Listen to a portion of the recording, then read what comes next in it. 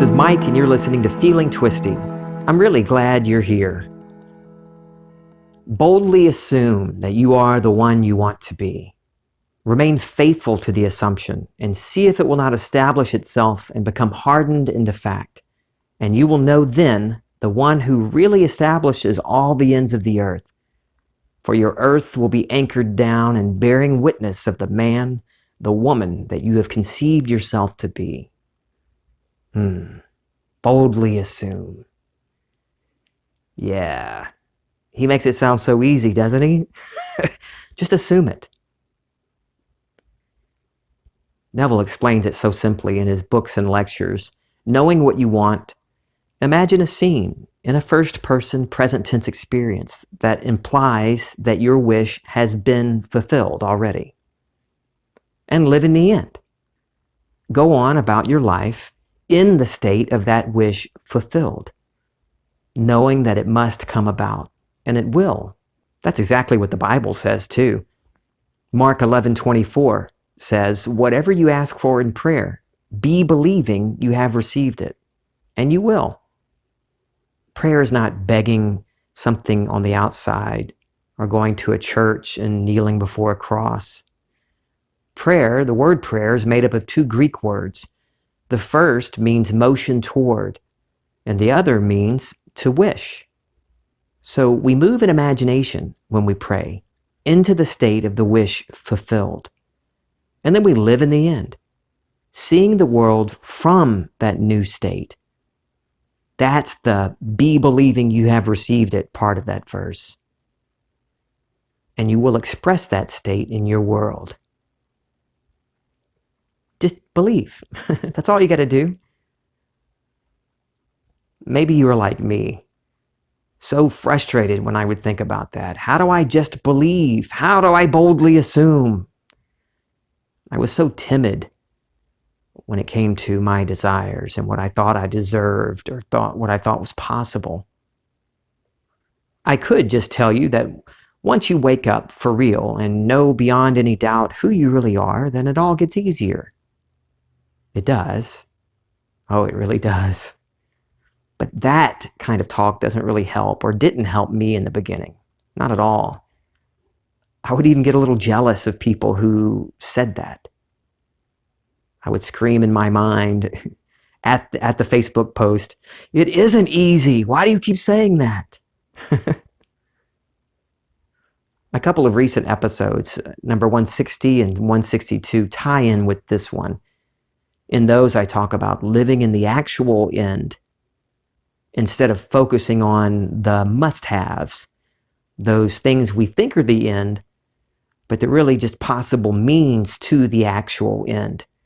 And I talk about secondary causes. If I were being interviewed and the interviewer asked me to give the listeners one line, one tip to take home, I would say, practice the art of imagining daily. Fortunately, this is my podcast, so I can say much more than that. Neville likens imagining to playing a piano. To get really good at playing it, you have to practice. When I first read Neville saying that you must practice the art of imagining daily, it reminded me of middle school. I played the trumpet back then, and man, I hated practicing. I wanted to be the next Louis Armstrong, but I didn't like hearing that I had to actually practice to get there. Oh, it's too much work. Well, this isn't nearly as difficult as learning to play an instrument, and it's not work. Not at all. But I wouldn't be here right now in your ears telling you that if I hadn't made a decision to practice daily. 2020 calls it playing. I love that too. One day it hit me that what he was really trying to get across to me was that this should be fun. This shouldn't be work. It shouldn't be difficult. It shouldn't be a chore.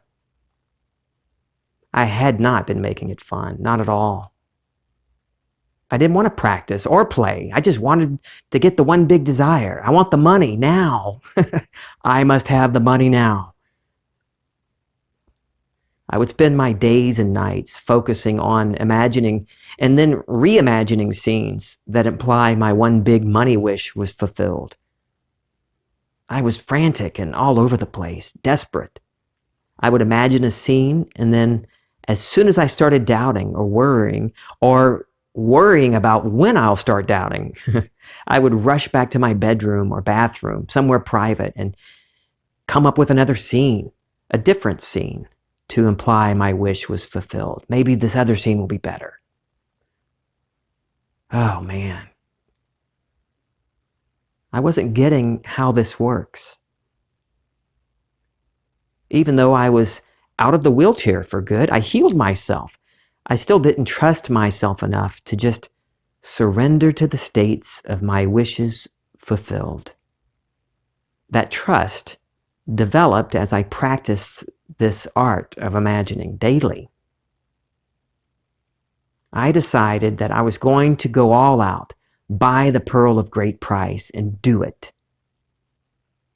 The Bible tells us the same thing. Test yourselves to see if you're holding to the faith. Don't you realize that Jesus Christ is within you? And the same writer of that verse also wrote that Christ is the power and wisdom of God. I like the way Neville explains it. God is imagination, with a capital I, divine imagination. And God imagining, God in action, is Christ. And that's you, that's me.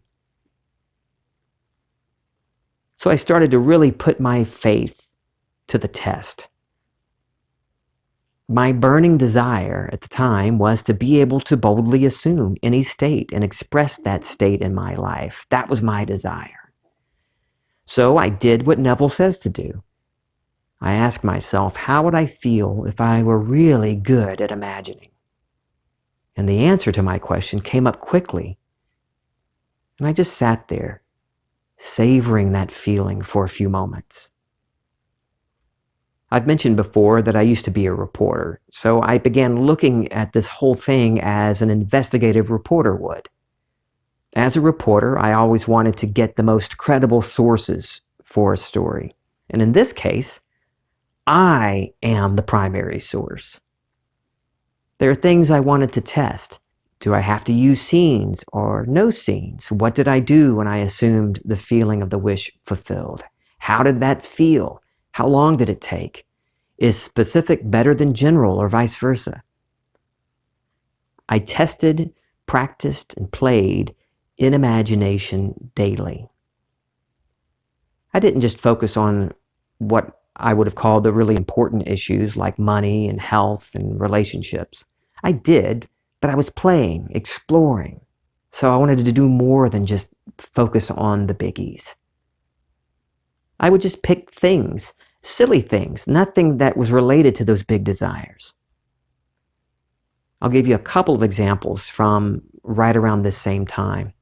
I was sitting outside a hair salon waiting for my daughter. She was getting her hair cut. And I was sitting in my truck and I was wondering, how can I play while I'm sitting here? As the cars passed along the street, I thought, I want to hear a horn honk. A specific one. Bump, bump, bump. Just like that.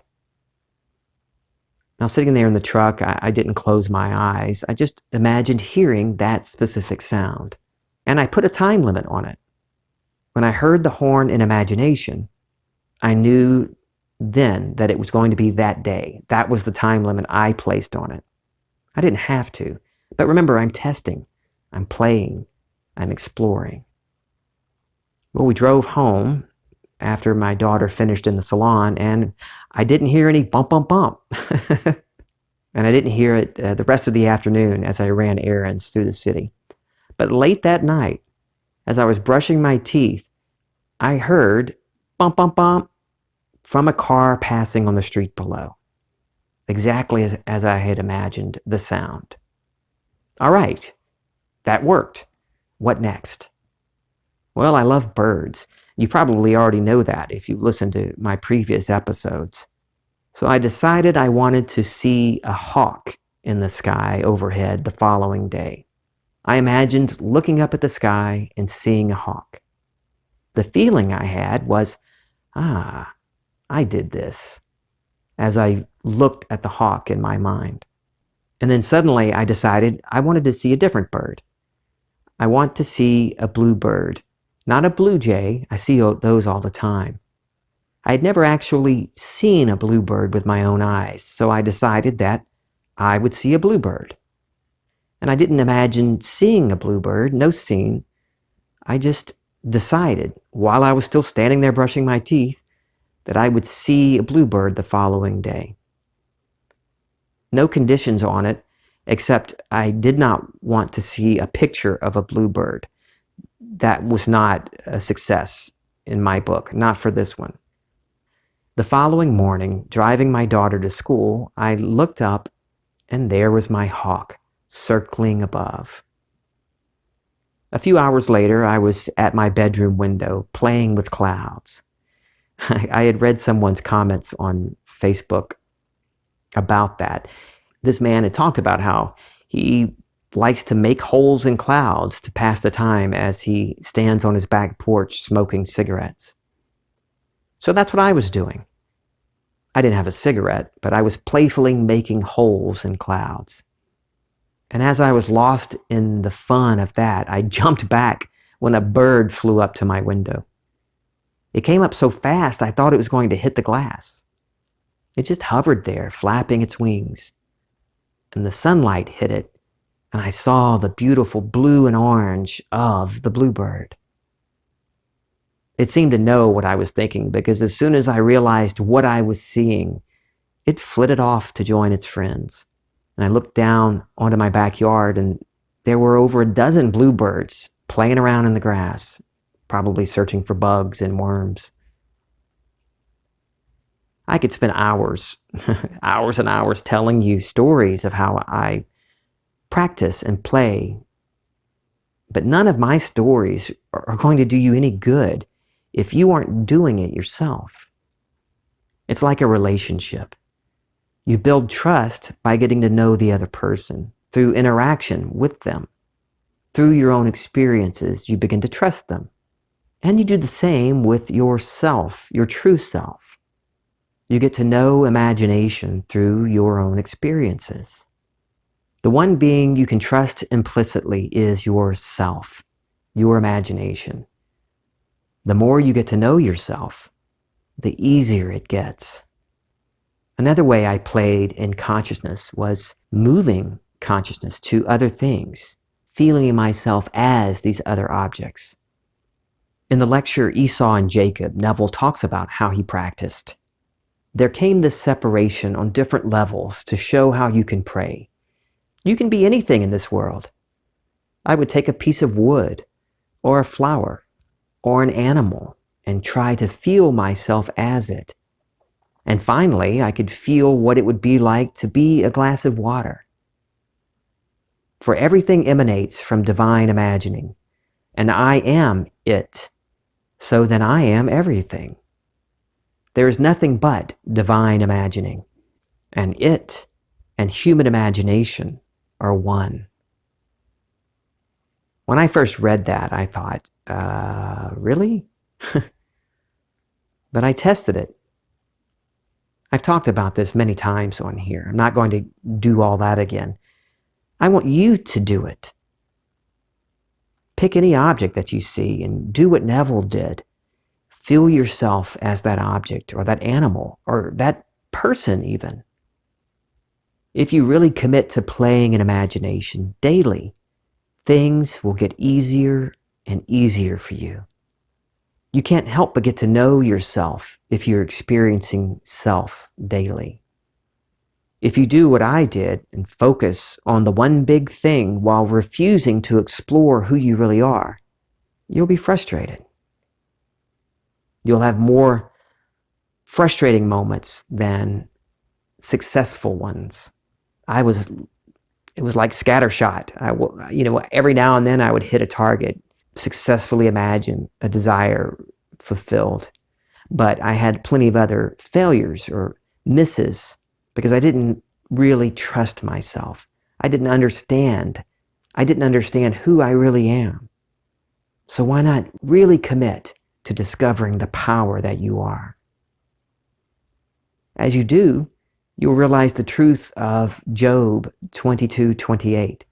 You will decide on a matter, and it will be established for you, and light, consciousness, will shine on your ways.